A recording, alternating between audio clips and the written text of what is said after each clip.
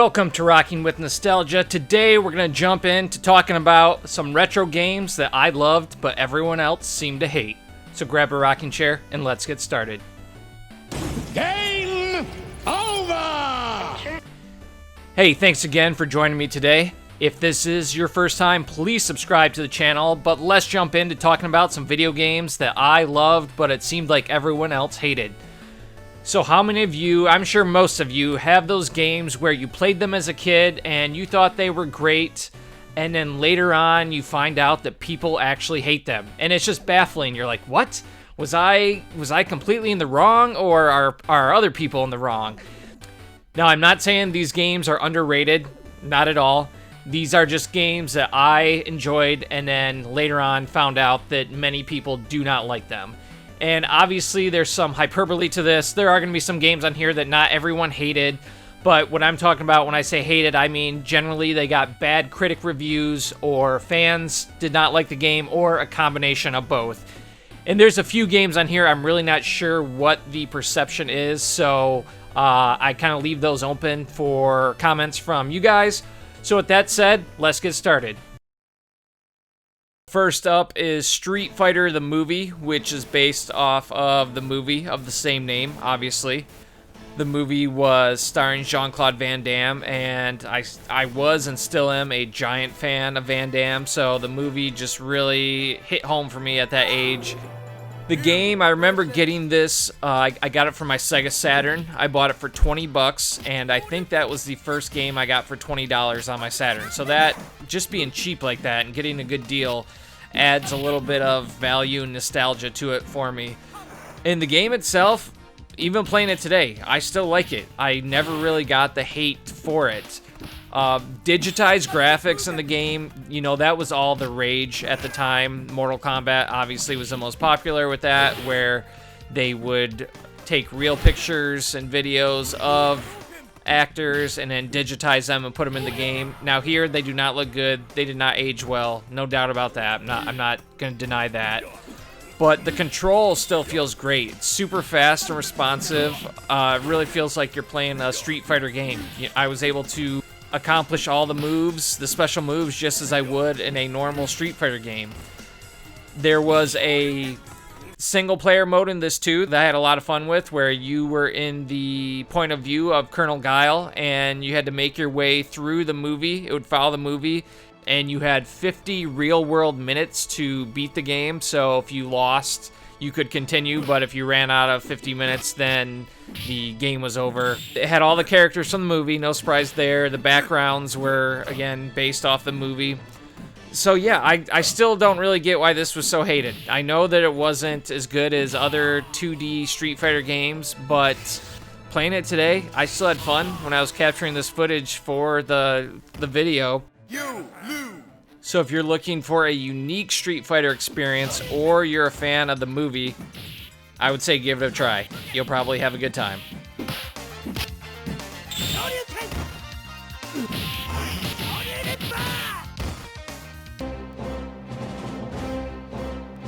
Next up, we have Star Wars Masters of Terras Kazi. I think that's how you say it. I still, even to this day, I'm not quite sure how you pronounce it, but this game I got for Christmas '97, and it was an absolute dream come true. So fighting games at the time were my favorite genre, without a doubt. That and JRPGs was starting to come into the fold. And then you mix that with my favorite franchise at the time, and you have a game that I was incredibly pumped about. And this was before the prequels, so for those of us who grew up in the 80s, you know, we only had the original trilogy, and there wasn't all this other Star Wars, at least there wasn't as much other Star Wars merchandise and memorabilia and so on. So I would take whatever I could get. I owned every single Star Wars game on PlayStation. I thought the presentation at the time was incredible. I thought it had excellent graphics. The character voices were good. This was the first time, at least games that I played, there might have been some other ways to do this, but lightsaber versus lightsaber. You could have Luke versus Vader, and it was so epic. So at the time, living in my bubble too, I remember GamePro gave this almost a perfect score across the board. So I thought it was excellent. And seeing this review, you know, I thought everyone thought this was an amazing game. And it wasn't really until probably like, it's probably been 15 years or so now, but then I found out that people really hated this game. So a lot of the complaints were these sluggish controls. And I totally understand where they're coming from. Playing it today, the controls are not very good at all. You know, I feel like I'm doing the exact same move multiple times, and one time it will work, and another time it doesn't. So I get that. The presentation I loved before looks kind of messy now. The polygon graphics, they're not quite there. But is it as bad as people say and as reviewers say? You know, I usually see it on lists of all-time worst games. I don't know. I don't know if it's that bad, but it's not one you need to go back to. I'll say that. Even if you're a big Star Wars fan, you're probably going to pick it up for maybe a half hour, and then you'll be done with it. I captured the game footage. It wasn't like I had this desire to go back and play it more after I was done with that. So even though it was Star Wars, even though it was a genre that I loved, not a very good game, and I understand why people weren't too fond of it. You lose.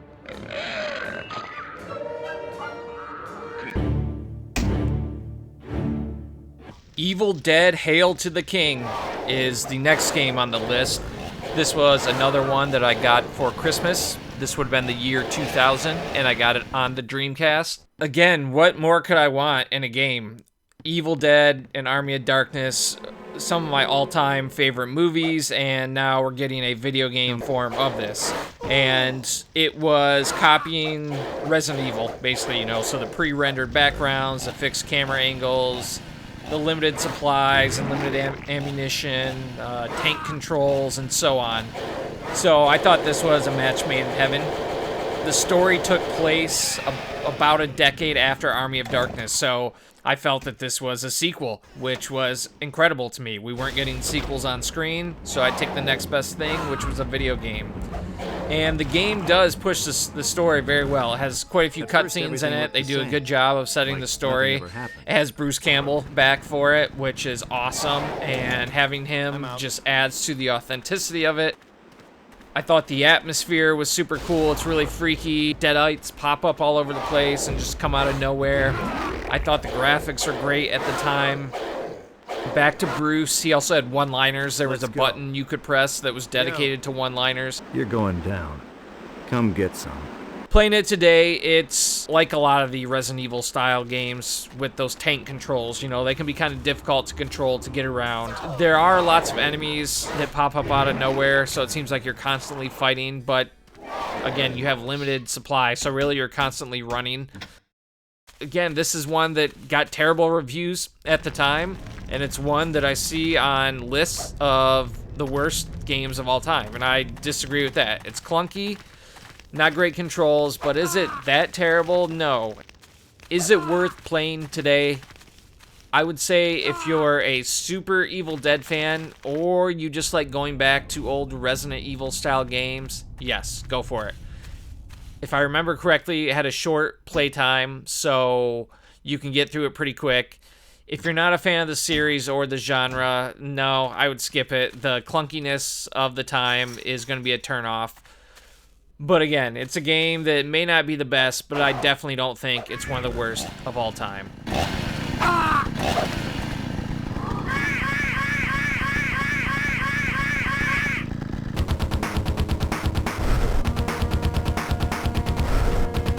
In 1993, we got Terminator 2 Judgment Day, and I had it for the Sega Genesis. And again, this is a game that I see on many lists of the worst games of all time. The reason I love this game as a kid is because I love the movie, and this was just fleshing out the story more. So you go through all the levels that were following the plot of the movie, and they were just expanded. So for example, in the movie, you don't see the scene where the Terminator goes to John Connor's house to speak to his parents. All you see is when the T-1000 goes, and they mentioned that a big guy had been there previously. So this game shows you as the Terminator going there and finding out where he's at, where John Connor's at. So things like that.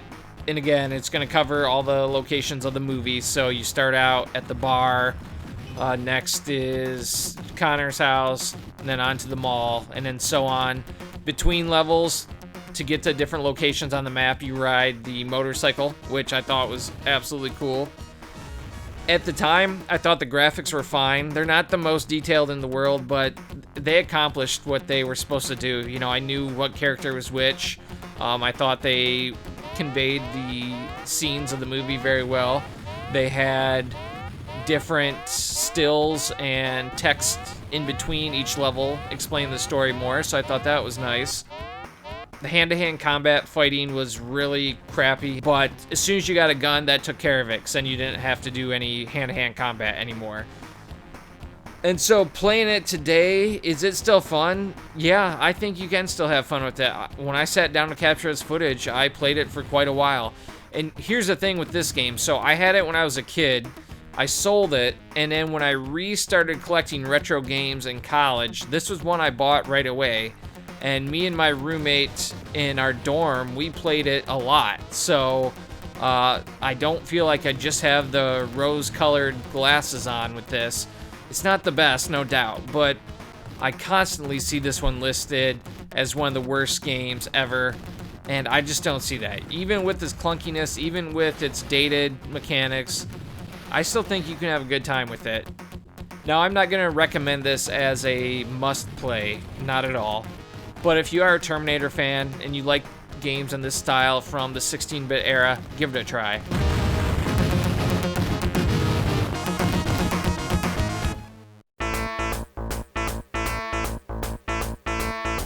Now we're talking about Hard Driving, which came to the Sega Genesis in 1990. This had previously been an arcade game, which is where I'd first played it, and I was blown away by it. The 3D graphics of it and the first-person view, that might have been the first time I played a game like that, so that really stuck out for me. It also had the full setup, so the seat, the gas pedals, the steering wheel, the shifter knob, and so on. So when I heard it was coming to Genesis, I was super happy about it. But even at the time when I first got it, I didn't really like it at first. It definitely felt super slow. The frame rate is notoriously bad in it, and even then I could tell that it wasn't the smoothest game. The control, I was not a fan of. It was the first racing game I really remember where I had to actually take my finger off the gas button. Normally I was used to not having to use the brake or taking my finger off the gas button. So that was new, but over time I got used to it and I really enjoyed it. This was probably the racing game that I played the most on the Sega. There might have been a couple others, but that's the one that comes to mind, at least. So what's my thoughts playing it today? It's not very good. You can tell just by looking at it, it's not going to be a fun experience, and it's really not. The frame rate is terrible, and that really makes it not enjoyable to play. There's also many other racing game options on Sega that if you want to experience a Genesis racing game that you can go to instead of this. Even while I was recording the footage for this, I remembered that one of the levels that you have to unlock by winning some races, there is a loop in it, and the 3D loop at the time was one of my favorite things of the game, and I didn't even feel like playing it long enough to be able to unlock that. So I was pretty much done with it within 10 minutes of capturing this footage. So not a good game, and this is definitely one that you can skip.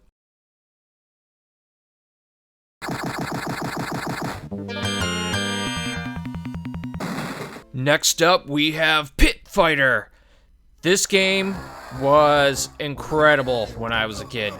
Fighting games weren't really a thing yet. It wasn't until the following year, 1992, when Street Fighter would be released on Super Nintendo. So we got Pit Fighter a year prior, which covered that itch until fighting games came the next year. Now, I wouldn't consider this a true fighting game. It's actually more of a fighter beat-em-up hybrid type game. But again, this is one that you constantly see mentioned in the worst games of all time. Now, I had this for the Sega Genesis. I hear that the Super Nintendo one is much worse, and I think I have played the Super Nintendo one before. Playing it today, I still had a lot of fun with it. Yeah, the graphics look like absolute crap. Not gonna deny that at all, especially comparing it to the arcade version, which you can see here. At the time, I had never played the arcade version, so I didn't know what I was missing or what it was compared to. You have 3 different characters you can choose from, and each one of them does feel very distinctive with their individual fighting style. As far as the control, it still feels responsive to me, which for games back in the 16-bit era, controls really go a long way. I can look past the graphics pretty well, but the control is something that can really kind of push me one way or another. So it still feels great. It's very responsive. The game is pretty repetitive. You know, you just beat up people and you beat them and on to the next person. It doesn't have like the variety in character types, you know, something like Street Fighter, where each opponent you face is going to have different skills and it takes different strategies and approaches to beating them. That's not really going to be the case here. There's weapons and many other pickups in this, so you can smash barrels, smash chairs, throw ninja stars, quite a few weapons to choose from. There's also these challenge rounds where you just fight a carbon copy of yourself and you have to knock down the opponent 3 times, and that's how you win. So that was really fun. The sound effects I thought were really cool. It really got you into with the stage setup and having the crowd and the music and the sound effects. It really got you into that Fight Club type feel. Like it felt like you were in some underground illegal fighting operation. So I thought the immersive factor of it was really fun. So would I play this today? This one, yeah, I think it's fun. If you get a chance to play the arcade game, I'd definitely go for that one, because that one it's freaking awesome. But again, capturing this footage, I picked it up and I played it for quite a long time. So Pit Fighter is not the mess that everyone tells you it is. It's not the best, but it does give you a preview of what was to come, and it puts you in the mindset of all of us kids who were going to be huge fans of fighting games that would come very soon after, but we didn't really have anything like that yet. So this gives you an idea of what we were playing and what we were waiting for. Come on, punk! Next up, we have Jordan vs. Bird 1-on-1, which was from 1988. I had the NES version of the game, and this was obviously about a game about Michael Jordan versus Larry Bird. The game had 3 different modes: 1-on-1, slam dunk, and a 3-point contest. This is a game that I'm not sure if people disliked or not. I remember many of my friends disliking it. And a lot of times I think that's because it's tricky to figure out what to do in the game, especially the slam dunk challenge. So I think a lot of people wrote it off because of that. I tried to look up some reviews for this, and the only one I found on Wikipedia was for the Sega Genesis version of the game, which was on a list of the 10 worst Sega Genesis games of all time. It was number 7 on that list. So I'm thinking this game was pretty hated. However, it is a blast to play. We know with sports games, a lot of sports games are hard to go back to. Some are a lot of fun. There's still a lot of great ones, retro ones, but some they can be challenging to go back to. The 1-on-1 mode is fine. Jordan is going to be more of a dunker. Bird is going to be more of a long-distance shooter. So pick your player based on what you think you'd like to do more.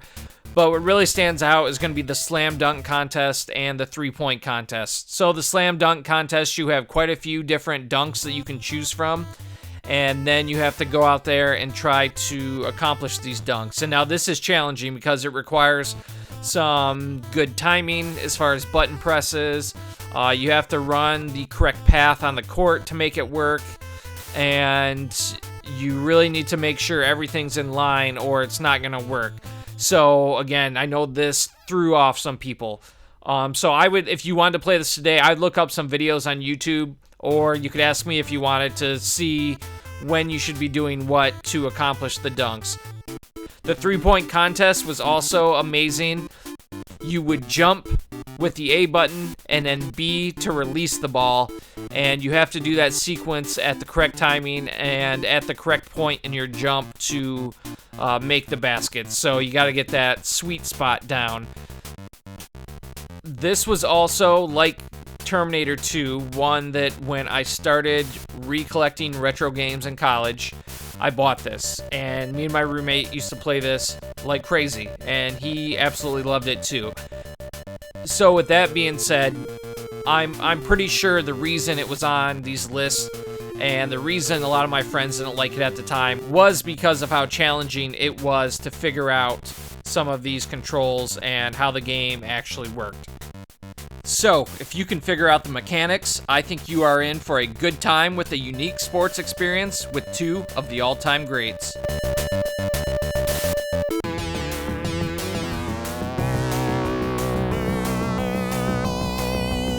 In 1995, I got Revolution X for the Sega Genesis. This was a port of the arcade game, and it is a rail shooter starring Aerosmith.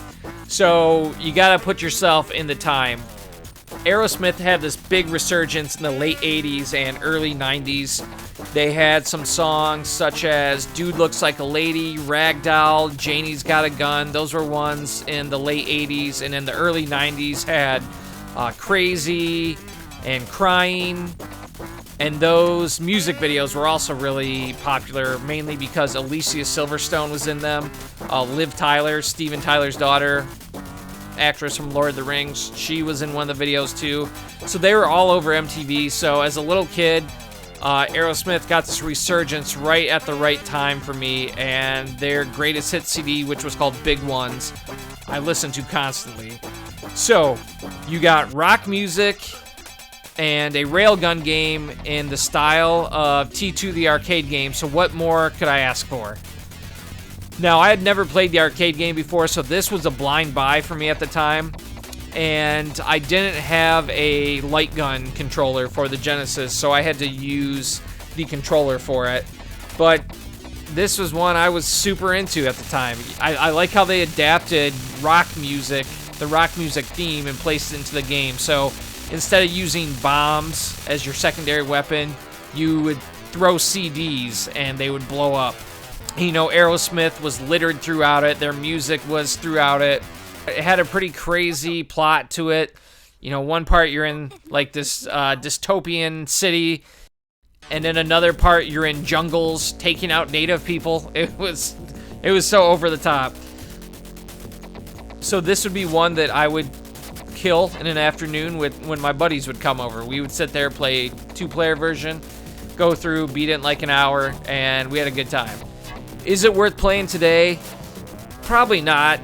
Maybe if you have like a Sinden light gun, which I do have one of those. I have not tried it on this game yet. It might be worth it, but the thing is, if you have that ability, you might as well just go play the arcade game. I had actually never played the arcade game until recently, and it is awesome. Like, it is way, way better than the Sega version. So I understand why reviews were so hard on it at the time, because compared to the arcade, the port was pretty lazy and not the best. But if you were like me and you had no knowledge of the arcade game, this was Aerosmith, rock and roll music, and a shooting game all in one. So what more could you ask for as a kid? I had a fun time with it. You might today, but don't be surprised if you don't. You might just want to stick to the arcade version.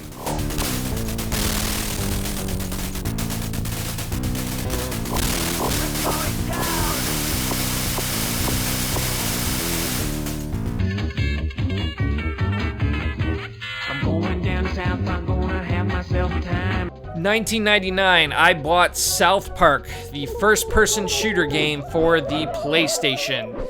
And how could I not like this? Even today, South Park is one of my favorite shows. I've never missed an episode. And at the time, this was when South Park was fresh, it was new, it was everywhere, and I was just trying to get as much South Park as I could. And so this game really captured the look and the feel and the sound of the show. Now, this was the port of the Nintendo 64 game, which came out the year prior. The 64 game got decent reviews, not great, but not bad, but the PlayStation version got terrible reviews. And I do understand why. The draw-in distance is absolutely terrible. It's basically fog everywhere. The sound is okay. It's kind of muddy.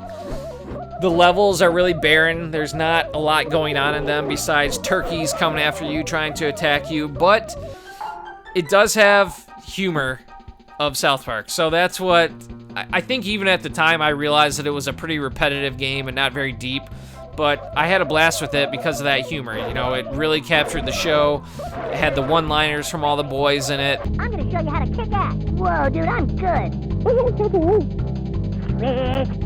Time for an ass kicking. There was a multiplayer mode. Now, the PlayStation version was only 2 players, whereas the 64 version was 4, so that was a big downgrade. But it had many different characters from the show in the head-to-head, so that was really cool too. The weapons were awesome in the game. You threw snowballs was your primary weapon, but you could also throw snowballs that were yellow because you pissed on them.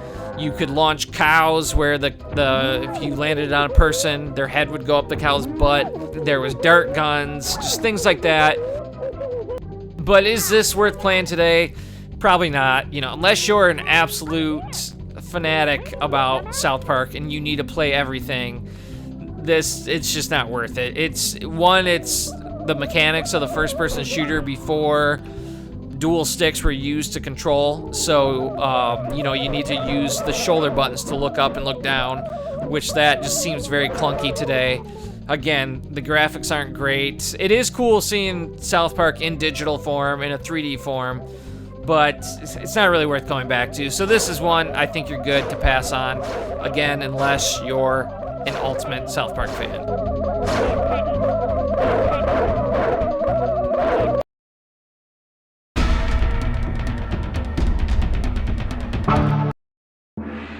And last up, we have another fighting game. Obviously, fighting games were very important for me, but this is Mortal Kombat 4.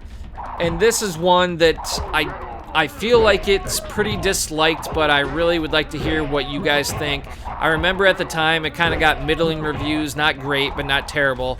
But I just feel like this one always kind of had a negative connotation around it. People always talked about this was an example of 2D games that turned out bad in 3D, and I always disagreed with that. You know, 3D was all the rage at the time, so bringing Mortal Kombat into the 3D world was awesome for me. I thought the graphics were great. It was still a fast and responsive game. The special moves still worked just as well as they did in the 2D games. The controls were tight. Seeing the returning characters in 3D was great. The new characters they brought in were cool. Stage fatalities in 3D was awesome. The pit, especially the pit, seeing your guy when you were waiting to continue, seeing your guy fall and get closer and closer and closer to the ground. That was awesome. The game added weapons, too, for everybody, so that was a new element that was new for Mortal Kombat at the time, and I thought they executed it pretty well. There was a big variety in the weapons, so it really made you want to try out multiple characters. So I thought the transition from 2D to 3D went well. And another thing we should talk about is the fatalities in it, which, again, seeing them in 3D was just spectacular.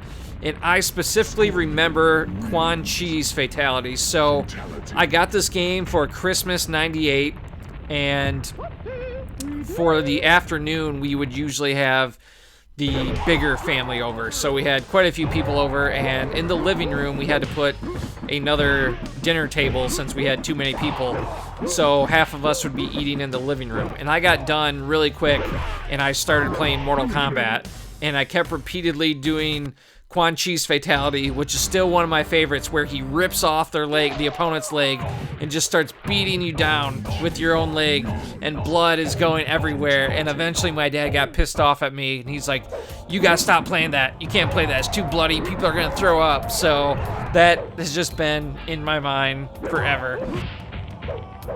In my head, this game is not remembered very positively, and I feel like the developers weren't happy with it either, since this was the only mainline Mortal Kombat title to be developed during the PlayStation 1, Nintendo 64 generation, and it wasn't until in 2002 when Deadly Alliance was produced for the PlayStation 2.